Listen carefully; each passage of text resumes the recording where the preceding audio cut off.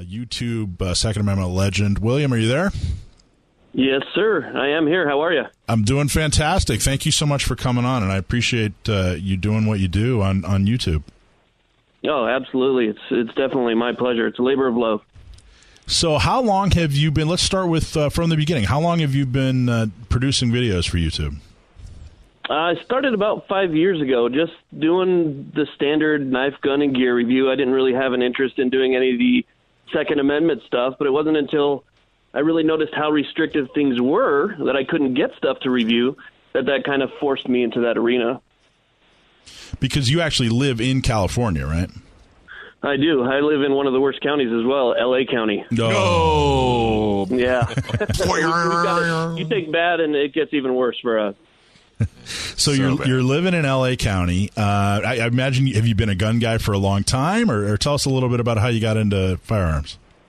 Yeah, absolutely. When I was younger, I always had a fascination with it. You know, I was always the kid that hid those gun magazines under my bed instead of other stuff, and just loved reading about it. And my dad would take us out shooting shotguns. We would go shoot skeet and, blow up water bottles, and it was always just a lot of fun. And then when I became an adult, I decided to get a little bit more into it and had a lot of fun with it. And it was kind of at that time that I realized how much more fun other people were having in different states, and that's when it became more of a passion than just a fun thing to do.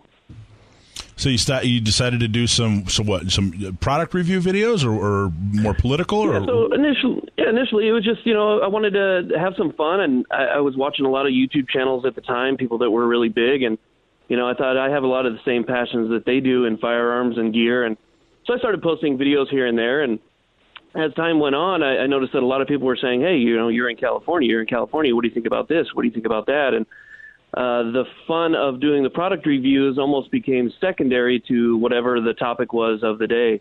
And so the channel sort of morphed into half Second Amendment advocacy, and then the other half was still doing my product reviews. So the product reviews is where my passion was, but then living in California, obviously, we have so much to talk about on a daily basis. So the Daily Shooter is the name of your channel, and I'm a big fan. I love the way you do your product reviews. I like the way that you communicate very much. I think that's what the name implies, is you're just kind of a normal guy who is into firearms, and you just kind of lay it out there pretty plainly. Is that the reason for the name, the Daily Shooter? Yeah, that's pretty much it. It was one of those things where at the time I was actually sitting there with a gun that I would shoot the most. It was my Daily Shooter. It was just the gun that I would go out with and have some fun, and that's always been kind of my thing. I didn't want to be one of those overly produced channels that's just too cinematic. I'm just a regular guy.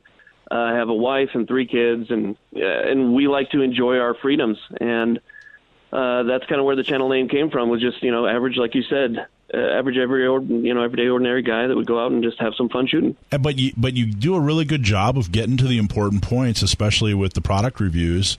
I know sometimes I'll wonder, like some gun or product or whatever, and I'll do a search on YouTube to see who's done. And, there's some of these guys out there that turn what should be about a 4-minute video into about a 30-minute ordeal. And it's like, oh, my gosh, just get to the point. Yeah. Hey, it's Bob 123. I haven't done a video in a while, and I'm in my garage. And, but you do a fantastic job. You get right to the point. You hit the highlights. You tell people what they need to know and your impressions. And I think you do a great job. Well, thank you. The thing is, it's really easy when you're truly excited about something, and that's something that I like to convey. If you see me overly excited, it's because I'm truly overly excited about something. It caught my interest in some way, and I try and convey that. And sometimes it seems like maybe I'm just a little bit over-enthusiastic, but that's actually the case. I try something, I really like it, and I want to tell people about it. And the thing is, it's probably a 30, 40-minute video right before it goes into editing. And so I'll take it into editing, and I'll do 3 or 4 hours just sitting there editing one video down to 5 to 8 minutes. I believe it. And so there's a lot of work that goes into it. So 100,000 plus subscribers. Why do you think your channel resonates with people, and what do you think the breakdown is? Do you think most are in California, or is it national? Well, I do have a pretty good support base across the entire country. It's surprising to find out how many people are fans in Australia and Germany and so many other countries. But I think a majority of my base is here in California. I'm going to say at least 60% are here in California. It's just we have a huge gun community in this state. And it's funny because whenever the numbers come out and people talk about how many 4473s, how much paperwork was done and submitted to the FBI for background checks in California each year, other states are shocked at how many of those things come from California. Yeah. We just have a huge community, but it's a little bit more pushed back in the dark. And so I think most of my support does come from this state. But I think you'd be surprised, though, in the rest of the country with the emails, the messages I get of support and people that actually want to help from outside the state. I believe you. And, California is such a big state. We have more, we have so many people that we have more gun owners than, some of the smaller states have, a population. I mean, there are some of the smaller states out there that only have a few million people. We have, 5 times as many gun owners in the state of California as they have an entire population. And it's, if you take out LA and San Francisco, if we would just get a little more organized, I think that we could really, do some good in the state of California. I agree. And that's one of the things that I try and work on, too, is trying to make, one cohesive group of people. Because when you say gun community, it's really kind of a loose-knit group of, you have the guys like me who are shooting every single day.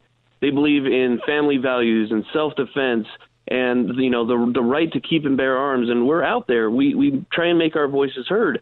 And then you have another group of guys who maybe bought an AR-15 or 2 during the Obama administration, and they put them in the safe, and they go shooting maybe every 60 or 70 days. And for them, they don't even understand the laws and the things that are coming down the pipeline. But if we were able to inform them, maybe they just happen upon a video, and then we're able to inform them and get them together with us, well, then our group becomes bigger and a more united voice.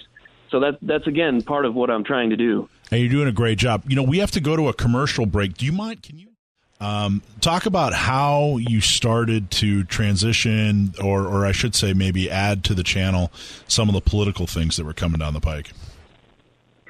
Well, that one was actually kind of a difficult one because it's so hard to navigate the political waters, especially when it comes to the Second Amendment in California, due to the fact that everything changes every 5 minutes. I was really reluctant at first. And to be honest with you, when I first started speaking out about California issues, because at the time my channel was mostly geared towards reviews and the people that were subscribed to me were from everywhere, I actually faced quite a bit of ridicule. I got a lot of backlash just from being from California. It sort of took you down a notch. People looked at you a little bit different because, here you are, a gun reviewer, and you're in a state that really highly restricts guns. But in essence, that is kind of what motivated me to continue with it, to prove to people that, look, there is a voice out here. And if you want to talk about patriots and patriotism, you're going to find more here in California because we're in the fight every single day. And so that actually motivated me to continue to push forward. And it was tough at first. I did not know what I was getting myself into. But as I became, more read into what was going on and more up to date and followed more information as it came in, it just became almost like a natural thing. And you hit the nail on the head. We're in the fight every single day, and I've made the point, and this has rubbed people the wrong way in the past, but I stand by it. I've made the point that, we should be ridiculing people in other states for not coming out here and helping. This is where the fight is. And when you look at people's Facebook page or Instagram and they have their tough guy memes on how, from my cold, dead hands or whatever. Yeah, well, that's real easy to say when you're not in California or New York, or you're not in one of these states where the fight is. This is where the Second Amendment fight is. So if it really means something to you, get out here and help us. If it's just some toys that you like to play with at the range, okay, fine. Move to Arizona. But what are your thoughts on? Have you ever considered moving, or what are your thoughts on all these I'm moving to Arizona, Nevada, Texas types? Well, I never blame anybody for wanting to move. There's several reasons that people would want to move from California, firearms just being one of them. So I never ridicule for anybody wanting to be more free. That's fine. You live your life the way that you do. I'd be a hypocrite if I were to judge you for you doing your way. But at the same time, for those people that do stay, there's just so much respect that I give them for staying if they have the opportunity to leave but choose not to.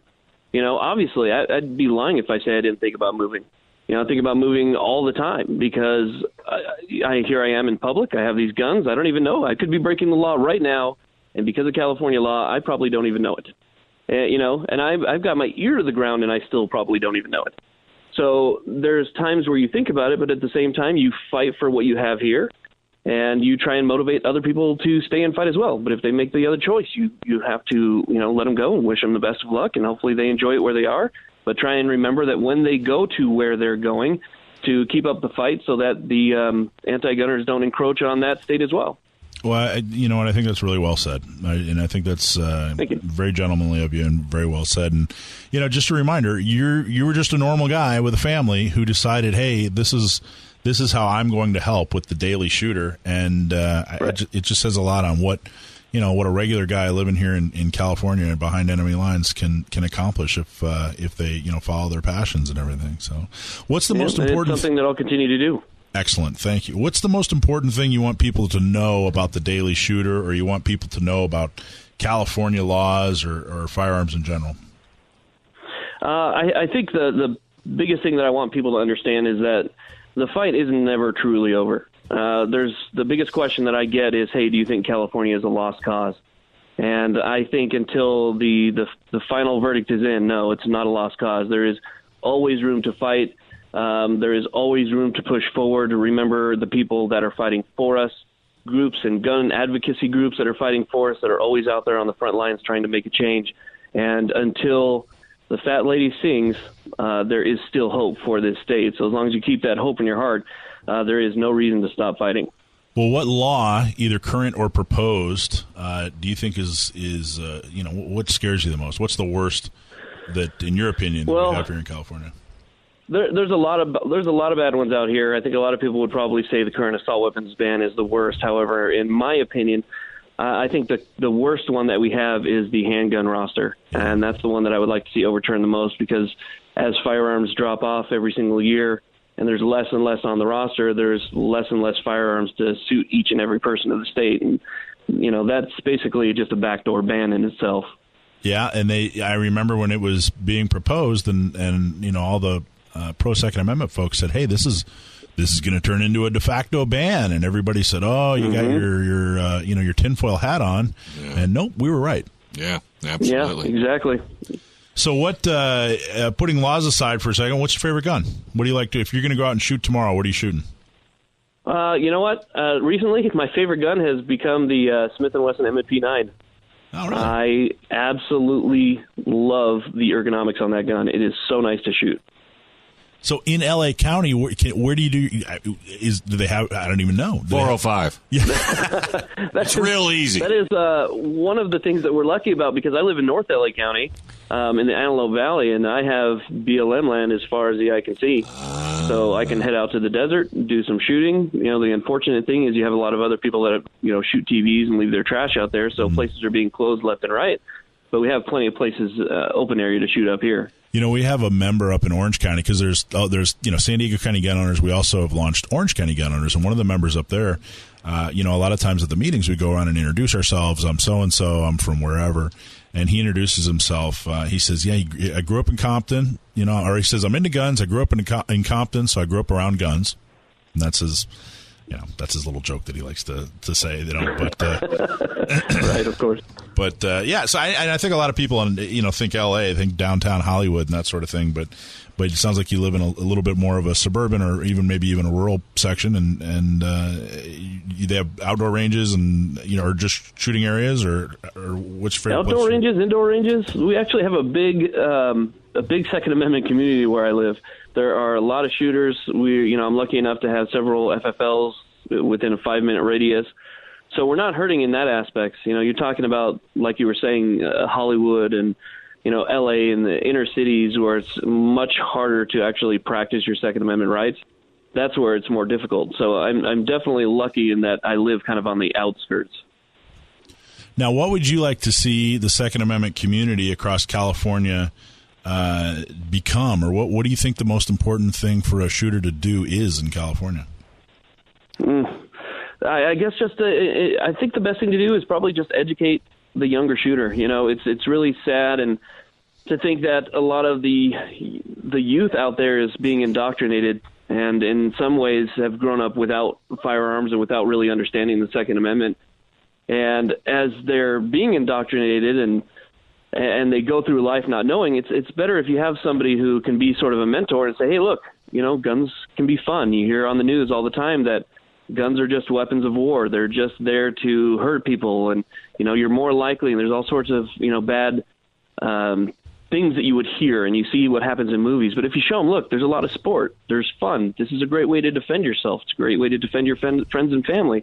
But at the same time, go to the range, make a competition about it. There's 3-gun competitions now.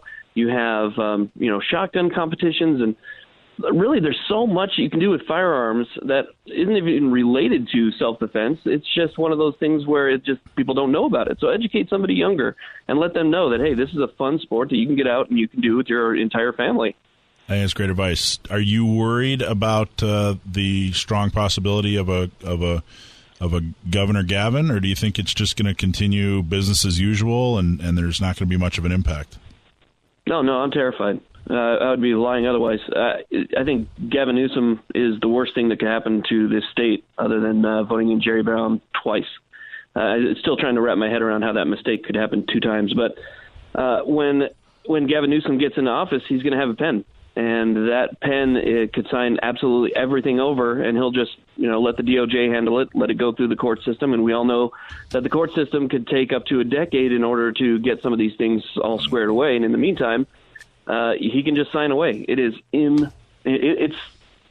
extremely important that we do not let him get in office and that we use our vote to make that happen. Well, we better work our tails off. Well, you can imagine, you're doing your videos and we're trying to do a radio. We've been doing it 2 years and so far so good.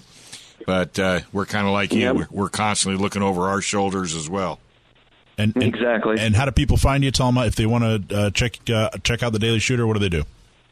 Sure, it's very easy. Just youtube.com/The Daily Shooter, or if you want to search on Instagram, it's The Daily Shooter 76, and on Facebook, The Daily Shooter 1776. All right. If you are more into the firearms industry and you want to avoid all the Google stuff, you can also go over to Full 30 in The Daily Shooter over there. It's just for guns.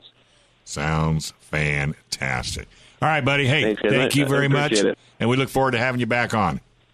Thank you, sir. You guys have a great day. All right. Hey, folks, do you or any of your family members own a firearm? Without someone doing something about it, it's not going to get any better.